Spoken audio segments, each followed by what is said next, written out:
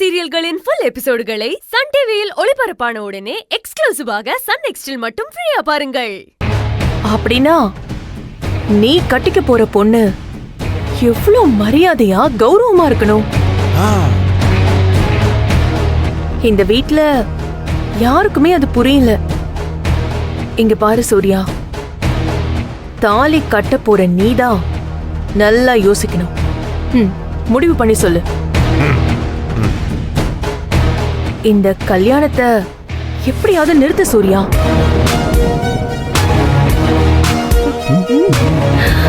சூப்பர்ல. நான் தெளிவா யோசிச்சு ஒரு முடிவு பண்ணிட்டேன். சூப்பர்னா சூப்பர். போதும். ஓகே, அர்ச்சனா தான் என் பொண்டாட்டி.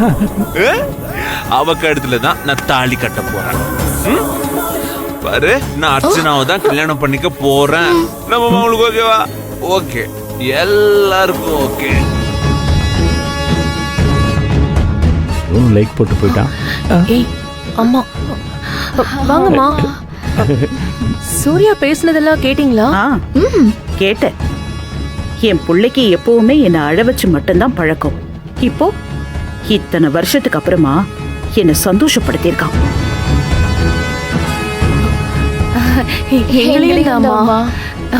ஆமா, நாங்க பேசுனது உங்களுக்கு கேட்கல இல்ல? இல்ல, ஏன்? நீங்க மட்டும் கேட்டிருந்தீங்க.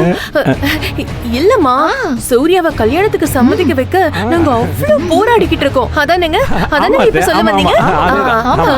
ஆமாம்மா. அம்மா பாவண்டா, உன் சந்தோஷத்துக்காக அம்மா ரொம்ப கஷ்டப்படுறாங்க. அப்படி இப்படின்னு சொல்லி அவனை சமாதானப்படுத்துறதுக்குள்ள என்னோட அன்றாயிரு அருந்து போச்சத்த.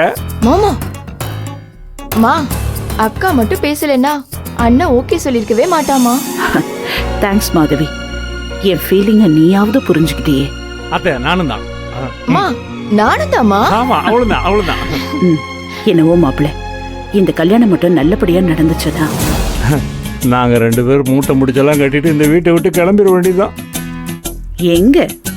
எங்கேயோ, யாருக்கு தெரியாத. என்ன மாதவி இது, மாப்பிள்ள உளறிட்டு இருக்காரு? அம்மா அத விடுங்கம்மா. அம்மா, உங்க பிள்ளைக்கு கல்யாணம் நடந்து உங்க கண்ணுல வர்ற ஆனந்த கண்ணீரை நான் பார்க்கணும். ஆமா அத்த, அந்த ரத்த கண்ணீரை நாங்களும் பார்க்கணும் அத்த. மாமா, அது ரத்த கண்ணீர் இல்ல, அது ஆனந்த கண்ணீர். ஆமா, ஆனந்த கண்ணீர் தான். அத்த, உங்க பையன் பார்க்கறதுக்கு தான் அரவிந்தசாமி. அவன் பாடிக்குள்ள 10 நம்பியாரும் 12 ரகுவரனும் பாய போட்டு படுத்திருக்காங்க. எப்ப வேணாலும் அவன் வில்லனா மாறலாம். ஏன்னா இப்பெல்லாம் அரவிந்தசாமியே வில்லன் ஆயிட்டாரத. மாதவி, இங்க பாரு, கல்யாண வேலையில நிறைய இருக்கு. உன் சைட்ல யாருக்கெல்லாம் இன்விடேஷன் கொடுக்கணுமோ கொடு. எனக்கு இப்போ வேலை இருக்கு, வரேன். இவ்வளவு ஷார்ப்பா பேசியும் ஒர்க் அவுட் ஆகலையே. ஊருக்கிட்ட அசோகம், என்ன மாமா சேம் சைட் கோல் போடுற? நீ யார் பக்கம் விளையாடுறன்னு உனக்கே தெரியல. தெரியுமா, நீ எந்த பக்கம் பால் போடுறியோ அந்த பக்கமே பால் ஆட்டிட்டு வந்துடுறேன். ஆமா அக்கா, இப்ப என்னக்கா பண்றது? எல்லா பக்கமும் ட்ரை பண்ணிட்டோம். இந்த கல்யாணம் நடந்துரு போல இருக்கு.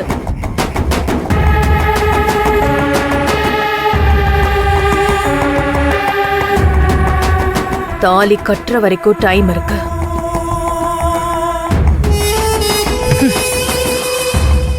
முயற்சி திருவினையாக்கும். இந்த கல்யாணத்தை நிறுத்தி காட்டுறேன் பாரு.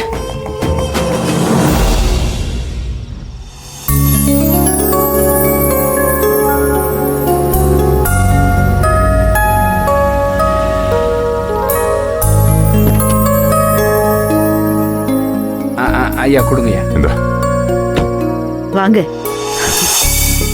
என்னம்மா ஆச்சரியமா இருக்கு? ரொம்ப வருஷத்துக்கு அப்புறம் புருஷனா வாசல்ல வந்து வரவேற்க. ஆமாங்க, ரொம்ப வருஷத்துக்கு அப்புறம் நான் சந்தோஷமா இருக்கேன்ல. என்னது அப்படி என்ன சந்தோஷம்? உள்ள வாங்க, நான் சொல்றேன்.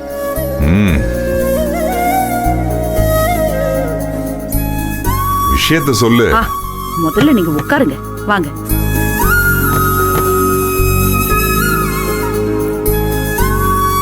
என்னம்மா விஷயம்?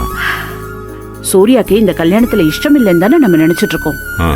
ஆனா அவனுக்கு அர்ச்சனாவை ரொம்ப பிடிச்சிருக்கு. ம். அப்படின்னு அவன் உங்ககிட்ட சொன்னானா? அவன் எங்க என்கிட்ட பேச போறான்?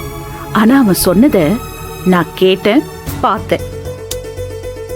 அவ்வளவு சீக்கிரம் அவன் மனசு மாறி இருக்கும்னு எனக்கு நம்பிக்கை இல்லை. எனக்கும் தான் நம்பிக்கை இல்ல. ஆனா அவன் சொன்னதை என் காதால கேட்டதுக்கு அப்புறம் எனக்கு நம்பிக்கை வந்துருச்சு. இந்த கல்யாணம் எந்த தடங்களும் இல்லாம நடக்கும். எனக்கும் ஆசைதான். ஆனாலும் மனசுக்குள்ள ஒரு சந்தேகம் இருந்துகிட்டே இருக்கு. என்னங்க, பத்திரிக்கை கூட வச்சுட்டோம். இதுக்கப்புறம் எதுக்கு உங்களுக்கு இந்த சந்தேகம்? இந்த கல்யாணம் எந்த பிரச்சனையும் இல்லாம நடக்கும்.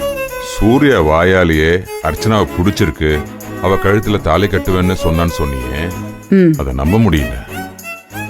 ஒருவேளை உனக்காக சொல்லியிருந்தானா? ஆஹா, அவன் என்ன பார்க்கவே இல்லைங்க. நான் தான் அவனை பார்த்தேன். அப்படின்னு நீ நினைச்சுக்கிட்டு இருக்க? அவனுக்கு உடம்பு ஃபுல்லா கண்ணு இருக்கு. எங்க என்ன நடக்குதுன்னு கரெக்டா கவனிச்சுக்கிட்டே இருப்பான். ஆமாங்க,